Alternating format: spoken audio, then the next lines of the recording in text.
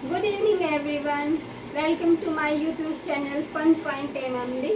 आज हम normal Zeeman effect की एक्सप्लेनेशन देखेंगे। और हमने कल क्या किया था? कल हमने किया था कि हमारा जो जीमान इफेक्ट है वो होता क्या है और नॉर्मल और एबनॉर्मल कैसे अपीयर होता है, ये हमने कल देख लिया था। आज हम ये देखेंगे कि कारण क्या है नॉर्मल जीमान इफेक्ट के पीछे। तो हमने कल क्या क्या मोटा मोटा क्या था, आज हम उसको डीपली करेंगे। तो आपने अगर इस वीडियो को नहीं देखा है तो उसका आप इस वीडियो के डिस्क्रिप्शन बॉक्स में से आपको लिंक मिलेगा, तो आप प्लीज़ पहले उस वीडियो को देख लीजिएगा, फिर ये कीजिएगा। और इस वीडियो के भी लास्ट तक बने रहिएगा, क्योंकि आपको जब तक एग्जाम्पल से आप क्लियर नहीं कर लेते तब तक पढ़ने का कोई मीनिंग ही नहीं होता। एग्जाम्पल के साथ क्या होता है, हमारे को और भी क्लियर हो जाता है टॉपिक। तो अब हम देख लेते हैं कि आपको नोट्स कैसे लिखने हैं और कैसे नॉर्मल जीएमएन इफेक्ट हमारा अपीयर होता है। तो first of all, the normal Zeeman effect which arise due to transition between singlet state of an atom. कि जो हमारा नॉर्मल जीएमएन इफेक्ट होता है वो होता है ट्रांजिशन, जो हमारी स्टेट होती है और जिनकी मल्टीप्लिसिटी क्या होती है, हमारी सिंगलेट होती है, उनके बीच में ट्रांजिशन से अराइज होता है, अपीयर होता है। अब आप सोचेंगे कि मल्टीप्लिसिटी क्या है, ये भी हमने जो इक्विवेलेंट इलेक्ट्रॉन और नॉन इक्विवेलेंट इलेक्ट्रॉन के लिए हमने टर्म लिखी थी तब हमने करवाया था, फिर भी मैं रिपीट कर देती हूँ ताकि आपको एक बार क्लियर हो जाए। तो हम जनरल टर्म कैसे लिखते हैं, L, इधर लिखते हैं J और ये लिखते हैं हम 2s+1। तो ये 2s+1 की वैल्यू होती है, ये होती है मल्टीप्लिसिटी। और ये मल्टीप्लिसिटी जब 1 होती है तब हम उसको बोलते हैं सिंगलेट स्टेट। तो सिंगलेट स्टेट जिसकी मल्टीप्लिसिटी 1 हो, उसमें जब ट्रांजिशन होगी तब हमें नॉर्मल जीएमएन इफेक्ट देखने को मिलेगा। It can be explained from classical theory and also from quantum theory without taking electron spin under consideration। ये वो लिख लीजिएगा ताकि हमारी बात क्या बने, पूरी अंडर कंसिडरेशन। कि हम क्या करेंगे कि जो हमारी क्वांटम थ्योरी है उससे भी एक्सप्लेन कर सकते हैं, इसको क्लासिकल थ्योरी से भी एक्सप्लेन कर सकते हैं। अगर हम क्वांटम थ्योरी से एक्सप्लेन करते हैं तो हमें इलेक्ट्रॉन स्पिन लेने की जरूरत नहीं है। इसका मतलब क्या है, without taking electron spin into account या अंडर कंसिडरेशन। हमारी सिर्फ क्या होती है, जो ऑर्बिटल मोमेंटम है वो ही हमारी क्या देती है, नॉर्मल जीएमएन इफेक्ट होने का रीजन होती है।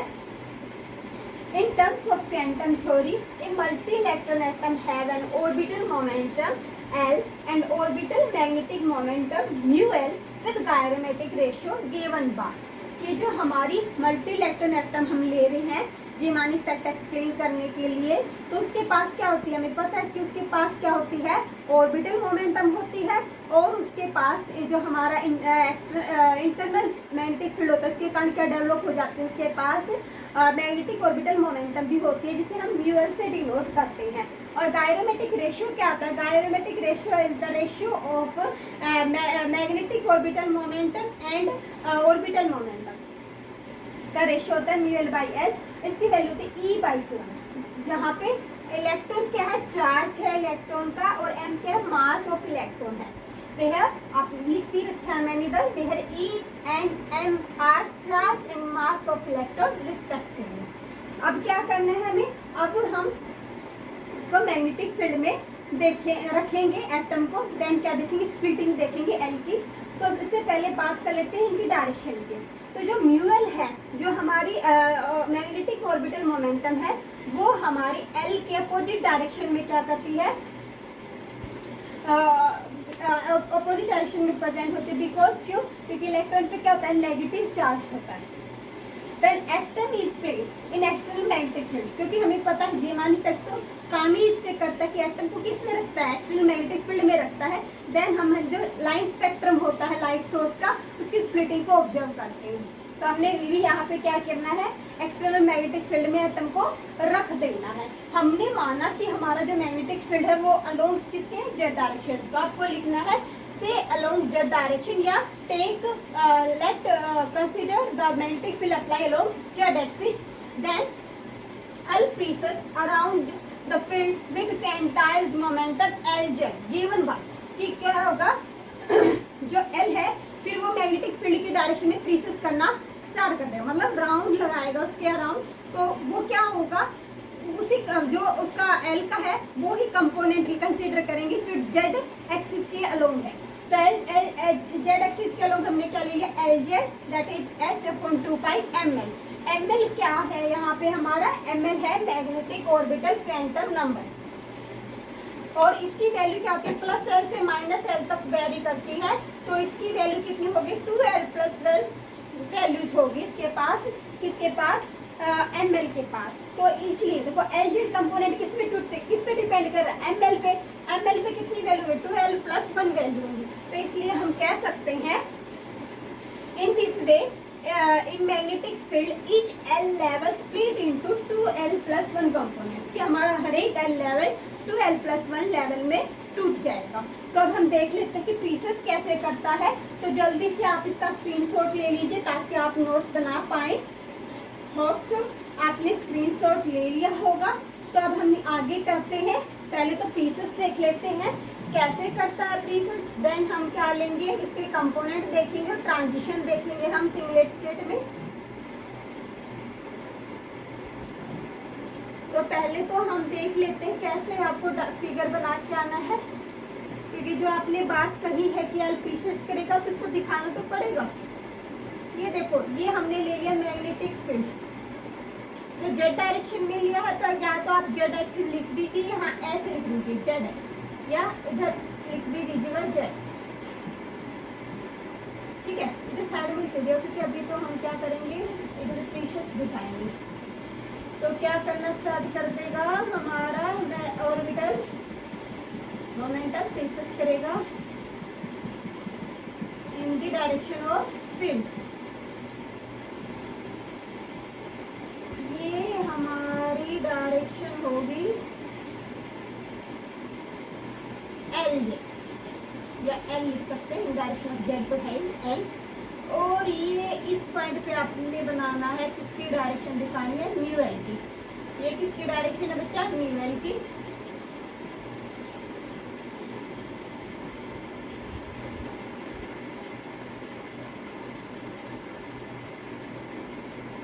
इधर से दिखा देते हैं, that is direction of new L. ये आपको फिगर बना के आना है जो कि हमारी बात को बताएगा कि कैसे हमने जेड डायरेक्शन में फील्ड अप्लाई किया। नॉर्मल जी मान इफेक्ट क्या दिखा रहा है हमारा फिगर, नॉर्मल जी मान इफेक्ट दिखा रहा है भाई, क्योंकि जो हम बात करें वो हमें दिखानी भी तो है, तो हमने दिखा दिया। अब हम क्या कर रहे हैं बच्चा, अब हम करेंगे कि एल की स्प्लिटिंग कैसे हुई ये देखेंगे। तो आगे हम देख लेते हैं कैसे प्रीसेस करेगा, क्या उसकी एंगुलर वेलोसिटी होगी प्रीसेस करने की, कैसे इंटरेक्शन एनर्जी आएगी, सारी चीज देखेंगे स्टेप वाइज नोट्स के साथ। तो क्या होगा,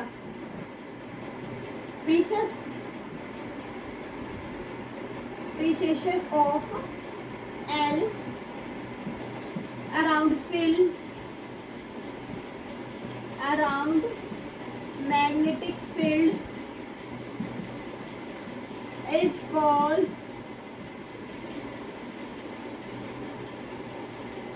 called लार्मोर प्रीसेशन। क्या कहते हैं इसको, ये प्रीसेशन करने को क्या कहते हैं, लार्मोर precession.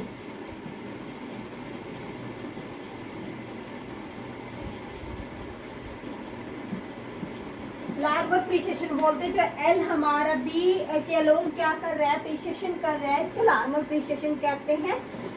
The angular velocity of precession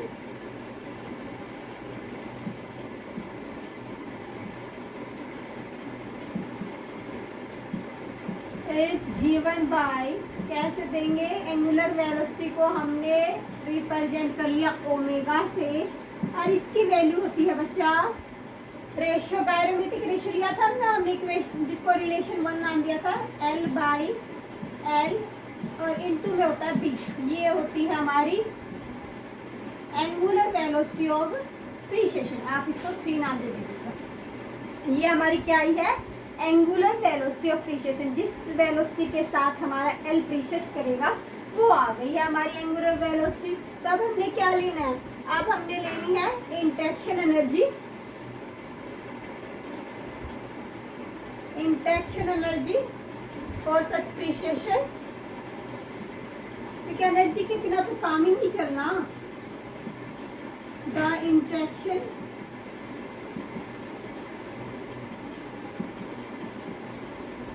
energy किसके साथ, कौन इंटरेक्शन करता है, मैग्नेटिक फील्ड के साथ हो रहा है ना हमारा एल का इंटरेक्शन, तो वो देखते हैं the interaction energy for the प्रीसिएशन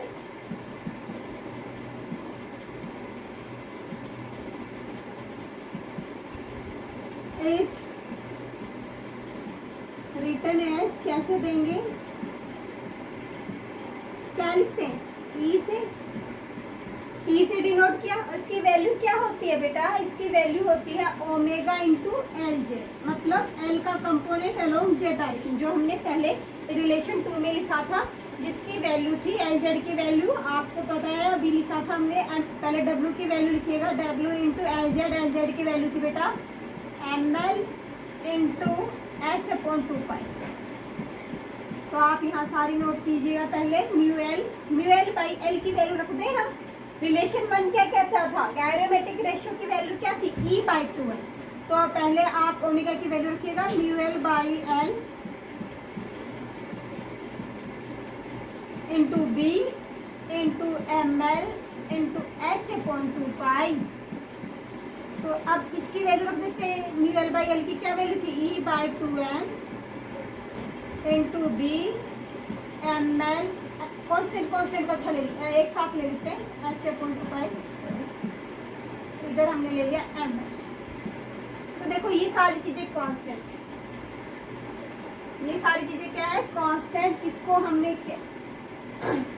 एक साथ रख लिया है, E/2m into b h upon 2 pi, इसको एक साथ कर दें, इसको क्या लिख देंगे 4 पाई। समझ आया। अब हमने क्या करना होता है, टर्म वैल्यू में लिखते हैं ना, टर्म वैल्यू लिखते हैं या energy in wave in terms of wave number, in terms of wave number, और जो एनर्जी इंटरेक्शन एनर्जी लेते हैं ना बच्चा, वो डेल्टा लेते हैं, change in energy of 2 states, तो आप इसको डेल्टा ले लीजिएगा। तो in terms of wave number, interaction energy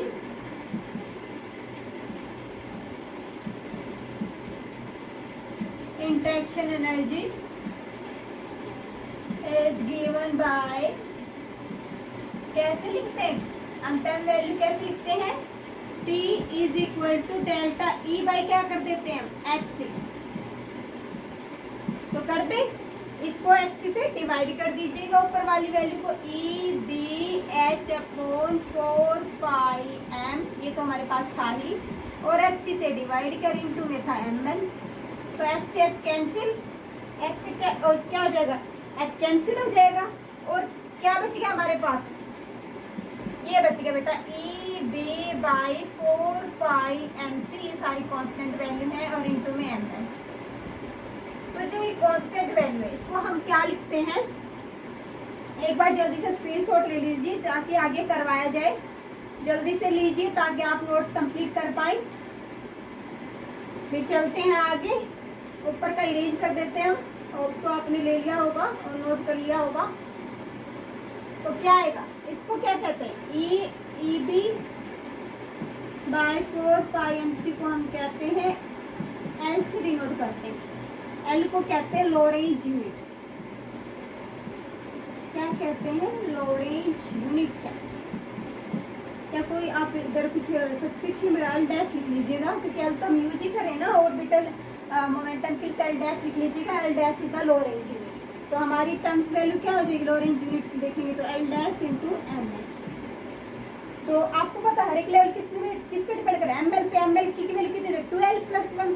तो अब एग्जाम्पल देख लेते हैं, एग्जाम्पल देखेंगे हम आपको पता सिंगलेट स्टेट में होती है, सिंगलेट स्टेट में होती है ना, इसलिए क्या हर एक जो हमारा लाइट सोर्स होता है, सिंगलेट स्टेट तो होती है, तभी तो फर्स्ट स्टेट एग्जिस्ट करती है, इसीलिए हर एक जो हमारा लाइट सोर्स है वो नॉर्मल जीमान इफेक्ट शो करता ही करता है, ठीक है, क्योंकि हर एक के पास सिंगल स्टेट होती है।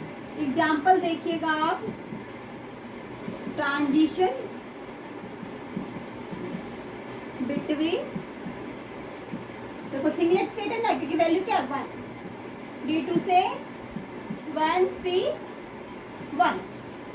अब देखिए, अब हम क्या करते हैं, अब लेवल खींचेंगे, कितना लेवल में टूटा। तो देखें, तो देखो D के लिए क्या था 4D, D के लिए क्या होता है भाई 4D, L की वैल्यू कितनी होती है 2, और 4P L की वैल्यू कितना 1। तो अब आपको पता है कि स्प्लिटिंग कितनी होती है ml पे, तो ml की वैल्यू क्या आ जाएगी भाई, ml की वैल्यू क्या होगी 2L + 1। कितने लेवल में टूटेगा, एक D लेवल टूटेगा 12 + 1, L की वैल्यू पुट कीजिएगा 2 × 2 + 1 5 में टूटेगा। और इसके लिए ml की वैल्यू कितनी हो जाएगी 12 + 1 कीजिएगा, L की वैल्यू आपने पुट की 1, तो कितने में टूटेगा बच्चा 3 लेवल में टूटेगा। तो अब हम बनाए लेवल बना लेते हैं, या आपने लिख ही लिया होगा। तो ये तो है हमारा D, मान लीजिए 1D2 लेवल था, और ये था हमारा 1P1 लेवल था। जब कोई मैग्नेटिक फील्ड नहीं था तो हमें एक लाइन मिली थी ट्रांजिशन के लिए, क्या था इधर नो मैग्नेटिक फील्ड, कोई मैग्नेटिक फील्ड नहीं था भाई इधर, तो हमें सिंगल लाइन मिल रही थी दोनों लेवल में जब ट्रांजिशन हो रही थी। पर जैसे ही मैग्नेटिक फील्ड था तो D2 लेवल किस में टूटेगा 12 + 1 लेवल में, तो ml की वैल्यू क्या हो जाएंगी 12 + 1 = 5। तो क्या होता है D के लिए क्या हो जाएगा 4D, 12 + 1 कितनी होनी चाहिए 5, तो कितने प्लस L से माइनस L तक जाता है, तो -2 -1 0 +1 और +2 ऐसे जाएंगे। तो ml लेवल में टूटेगा ना इधर ऐसे 1 2 3 4 और ये 5, कितने लेवल हो गए हमारे पास 5 लेवल। ml की वैल्यू लिख दीजिए, ml की वैल्यू क्या होगी और एक के लिए, इसके लिए +2 दिख रही है आपको, इधर +1, इसके लिए 0, इसके लिए -2 और इसके लिए -1। ये हमारी ml की वैल्यू हो गया एक लेवल की कोरस्पॉन्डिंग। अब करते 1P1 के लिए, कितने में टूटेगा 3 लेवल में टूटेगा, 3 में दिखा दें,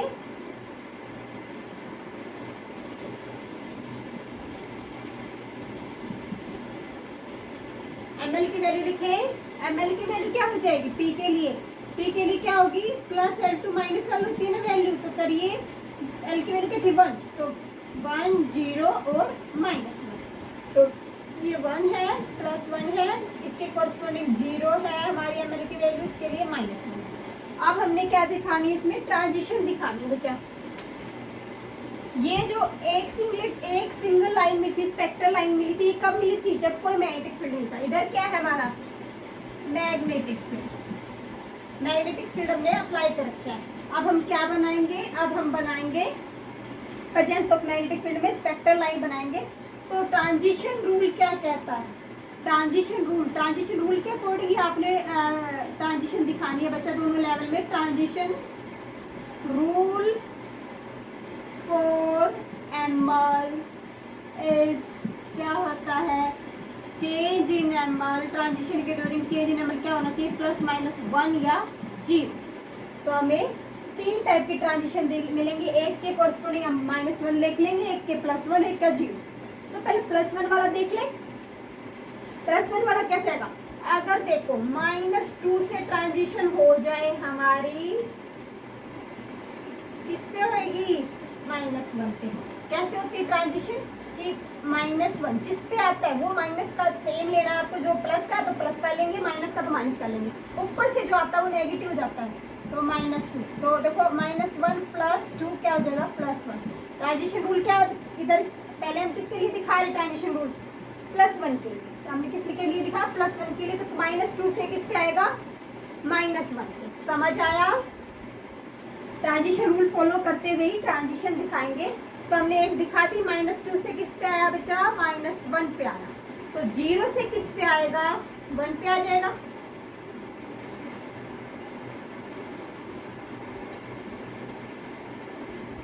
और क्या आएगा? +1 से 0 पे नहीं आएगा, -1 से 0 पे आ जाएगी।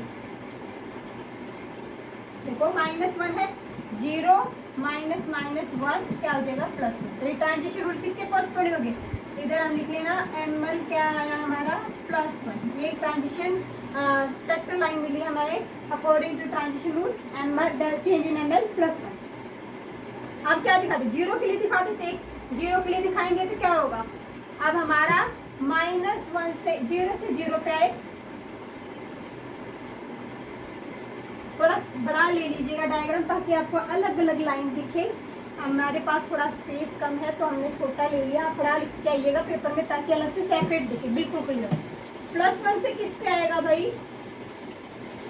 +1 से आएगा हमारा +1 पे ही,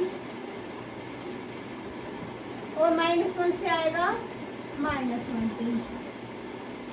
तो ये किसकी कॉरस्पॉन्डिंग है? डेल्टा ml 0 के कॉरस्पॉन्डिंग है।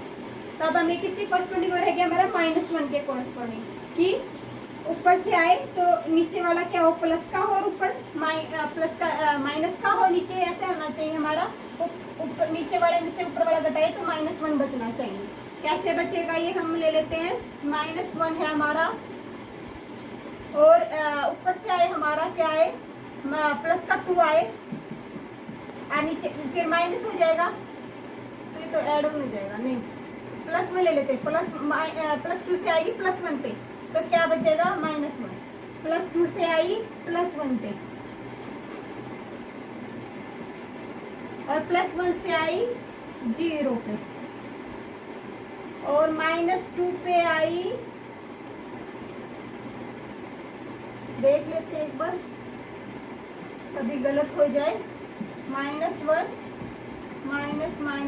तो ये तो +1 हो गया, ये नहीं रहेगा भाई। 0 से आएगी, 0 से आई -1 पे। तो ये तो 3 लाइन मिली हमें डेल्टा ml +1 के लिए। ये 3 लाइनें मिली हमें, ये 3 वाली, ये यहाँ तक मिली हमें चेंज इन ml 0, और ये 3 लाइनें मिली, ये वाली हमें 3 लाइनें मिली चेंज इन ml -1। तीनों हमने सिलेक्शन रूल को फॉलो करते हुए स्पेक्ट्रल लाइन दिखा दी। तो देखो, एक तो हमारे विदाउट मैग्नेटिक फील्ड की बात करते सिंगल स्पेक्ट्रल लाइन मिल रही थी, पर जैसे ही मैग्नेटिक फील्ड में रखा एटम तो कितने में स्प्लिट अप हो गए? ये स्प्लिट अप हो गया आपकी 3 और 3 6 और 3 9 में स्प्लिट अप होगी। तो अब इसको क्या लिखेंगे? इसको कैसे लिखेंगे? ये तो हमारा बीच वाला सेंटर शिफ्ट तो देगा हमारा पाई कंपोनेंट, और ये देगा हमारे दोनों सिग्मा कंपोनेंट। आपको पता है सिग्मा कंपोनेंट दोनों क्या होते हैं? इक्वली डिस्प्लेस्ड होते हैं with respect to pi component. ठीक है, तो ये आज हमने एग्जांपल के साथ कर लिया। एक बार आप दोबारा से देख लीजिए, हमारा सिलेक्शन रूल लगेगा चेंज इन ml +-1। तो आप देख लीजिए, देखो हमने -2 से किस पे किया? 0 पे किया, तो भी क्या हो रहा था हमारा? 0 पे किया। ये तो गलत हो गया भाई, -2 से 0 पे कैसे कर सकते हैं? ये तो हमारा क्या आ जाएगा? सिलेक्शन रूल फॉलो ही नहीं करेगा, यहाँ गलत हो गया भाई। तो -1 से हमने +1 की कॉरस्पॉन्डिंग देखनी थी ना, तो -2 का किस पे आएगा बेटा? -1 पे आएगा, तब हमें +1 मिलता। -2 का +1 पे सही दिखा, -1 पे सही दिखा रखे हमने। ये भी दिखा रखी है +1 का 0 पे सही है ये भी, और +2 का इस पे आए +1 दिखाने के लिए आए हमारा -1 पे दिखाएंगे तो कितना हो जाएगा? -3 हो जाएगा, ये तो नहीं आएगा। तो 2 लाइनें मिलेंगी बेटा, गलती से 6 मिलेंगी हमें, तो गलती से हमने ध्यान ही नहीं रहा। 6 लाइनें मिलेंगी, आप ये देख लीजिएगा। 0 से किस पे आएगा? 0 पे आएगा तो सही है। +1 से किस पे आएगा? +1 पे आएगा। -1 से -1 पे नहीं आएगा भाई, -1 से -1 +1। ठीक है, ये तो 3 ठीक है। तो इसका देख लेते हैं एक लाइन कौन सी बनेगी ताकि 3 हाँ ठीक रहे, क्योंकि और कम सोल्व करके की थी। तो ये कर लेते, देखो 0 से हमारा बना,